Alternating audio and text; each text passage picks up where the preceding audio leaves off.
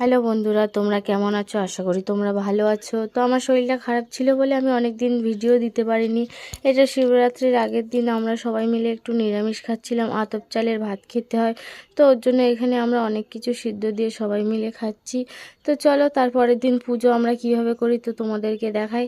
এখানে দেখো, আজকে প্রথম দই দিয়ে স্নান করাতে হয়।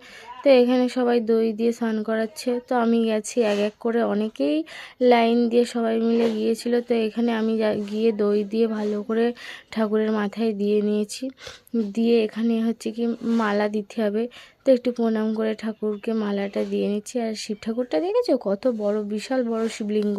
তো আমাদের এই মন্দিরে কম বেশি অনেকেই সবাই আসে পুজো করতে, অনেক দূর দূর দিয়েও আসে পুজো করতে। এবছর ম্যাক্সিমাম তাও লোক হয়েছে, খুবই বেশিও হয়নি আর খুবই কমও হয়নি, তো এমনি মোটামুটি হয়েছে লোকজন।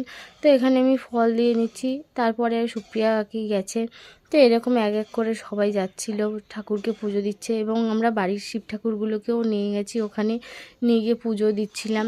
তো বছরে এই একটা দিন, তো মন খুলে সবাই পুজো দিচ্ছিল। তো অনেকটাই ভিড় হয়, কিন্তু এবছর তেমন একটা ভিড় হয়নি। তো এখানে দেখো পুচুও এসেছিলো ওর মামার বাড়িতে পুজো দেবে বলে আমাদের এই মন্দিরে।